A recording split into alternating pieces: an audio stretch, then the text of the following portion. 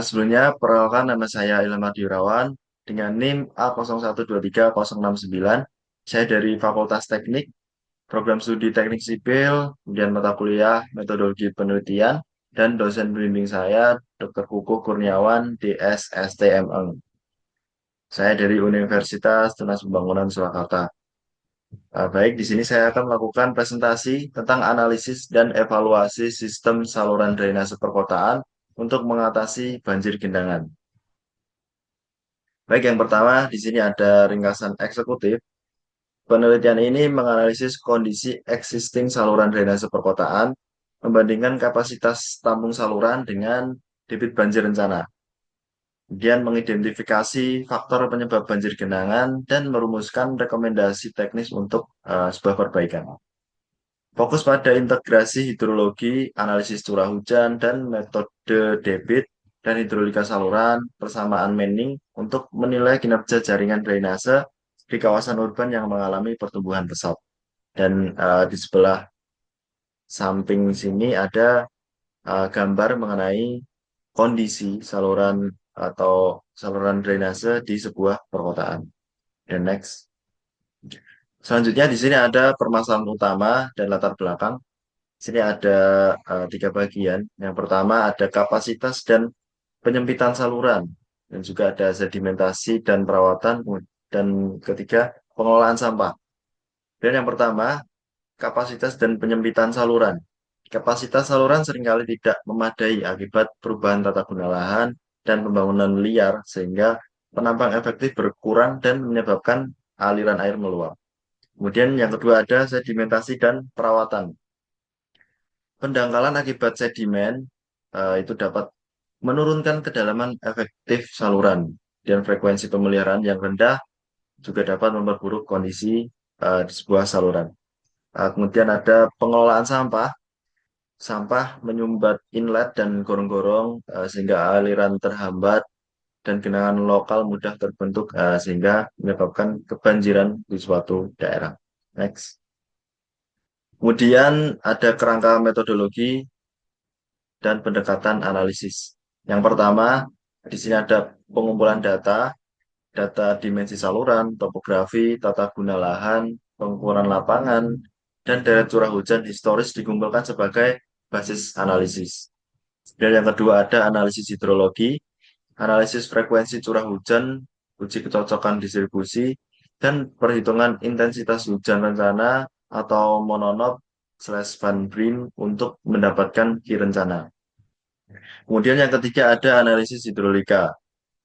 Perhitungan kapasitas saluran menggunakan persamaan Manning, evaluasi Ki saluran dengan Ki rencana, dan identifikasi titik kritis genangan.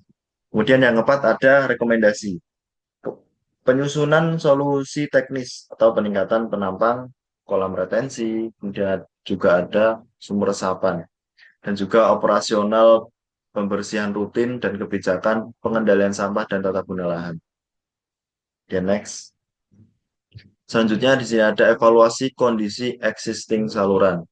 Evaluasi dimulai inventarisasi saluran primer, sekunder, dan tersier. Setiap segmen dievaluasi atas dimensi penampang, ketinggian mantol, kondisi lining, kemudian kemiringan dasar, dan hambatan lokal seperti inlet dan gorong-gorong. Kemudian penilaian kinerja dilakukan dengan membandingkan kapasitas teoritis di saluran terhadap debit puncak yang dihitung. Nah, di sini ada rumus untuk perhitungan parameter pengukuran dimensi B, H, kemudian kemiringan dasar S, koefisien Manning N. Kemudian ada temuan awal, penampang menyempit di lebih dari 30% segmen, dan sedimentasi menurunkan kedalaman efektif, dan inlet tersumbat pada titik-titik kritis. Next. Selanjutnya di sini ada perhitungan debit banjir rencana. Nah, debit banjir rencana ini dihitung sesuai karakteristik daerah tangkapan. Metode rasional untuk catchment kurang dari 30 hektar atau hidrograf satuan untuk catchment lebih besar. Pemilihan distribusi frekuensi curah hujan dilakukan setelah uji kecocokan atau Kolmogorov-Smirnov/C-square Intensitas hujan dihitung untuk durasi kritis, kemudian dikonversi menjadi rencana dengan koefisien limpasan yang disesuaikan dengan terhadap tutupan lahan. Ya, di sini gunakan periode ulang yang sesuai seperti tersier atau T kala ulang 5 tahun, kemudian ada sekunder T sama dengan kala ulang 10 tahun, primer T sama dengan kala ulang 25 tahun. Sesuai pedoman Kementerian PUPR tahun 2014. Kemudian next. Selanjutnya di sini ada evaluasi kinerja saluran, temuan kuantitatif, analisis komparatif menunjukkan beberapa segmen utama memiliki saluran kurang dari rencana, menandakan resiko banjir genangan. Nah, faktor penyebab kuantitatif meliputi peningkatan koefisien limpasan atau imperviousness, kemudian penurunan air atau jari-jari hidrolis akibat pendangkalan, dan penambahan hambatan lokal. Titik rawan diidentifikasi untuk prioritas intervensi terhadap berdasarkan kedalaman, genangan, dan frekuensi kejadian. Di sini ada segmen A, primer, di saluran sama dengan 0,75 dikali dengan rencana dan dikurang peningkatan prioritas, pelebaran, dan peningkatan kemiringan. Kemudian ada segmen B atau sekunder. Nah, ini tersumbat solusinya perawatan berkala dan perangkap sampah di inlet. Ya, next. Selanjutnya ada rekomendasi teknis dan non-teknis. Di sini ada dibagi menjadi 3 bagian.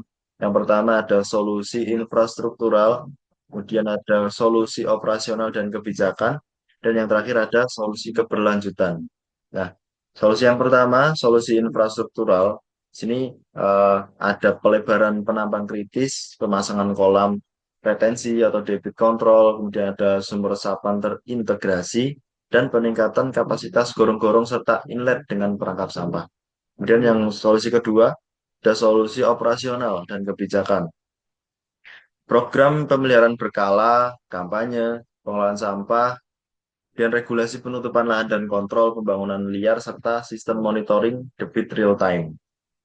Dan yang solusi terakhir, ada solusi keberlanjutan, yang dimana implementasi drainase ramah lingkungan seperti biopori, permeable pavement, kemudian bioswale, dan integrasi ruang terbuka untuk meningkatkan infiltrasi dan menahan puncak limpasan. Dan next.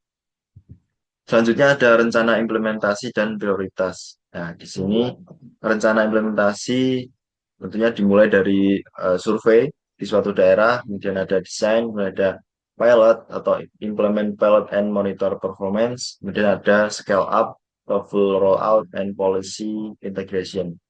Nah, langkah terurut ini seperti yang di awal kita dimulai dengan survei detail, perancangan teknis prioritas, implementasi, percontohan dan evaluasi kinerja, atau monitoring hidrologi dan operasional, kemudian skala penuh dan integrasi kebijakan pengelolaan tata guna lahan, tetapkan indikator keberhasilan, pengurangan frekuensi genangan, penurunan durasi genangan, dan pemenuhan saluran lebih dari rencana. Di sini ada Downing Improvement Plan. Dia next. Kesimpulan dan saran penelitian. Kesimpulan, banyak segmen drainase perkotaan tidak memenuhi kapasitas untuk menahan debit banjir rencana.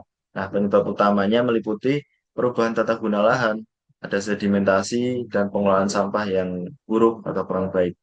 Kemudian rekomendasinya, kombinasi intervensi teknis atau peningkatan penampang kolam retensi, tindakan berkelanjutan atau green infrastruktur, dan kebijakan operasional seperti pemeliharaan rutin dan pengendalian pembangunan. Nah, sini selanjutnya ada saran penelitian lanjutan, ada modeling skenario perubahan iklim dan pengaruhnya terhadap rencana jangka panjang, kemudian optimasi lokasi kolam retensi dan penentuan kapasitas menggunakan HEC, HMS/HEC RAS. Dan studi biaya manfaat untuk prioritas intervensi berbasis risiko. Kemudian selanjutnya penutup, hasil penelitian diharapkan menjadi rujukan teknis bagi pemangku kepentingan dalam merencanakan dan memelihara sistem drainase perkotaan yang adaptif dan berkelanjutan. Nah, sekian dari saya. Kurang lebihnya Saya mohon maaf dan terima kasih. Assalamualaikum warahmatullahi wabarakatuh.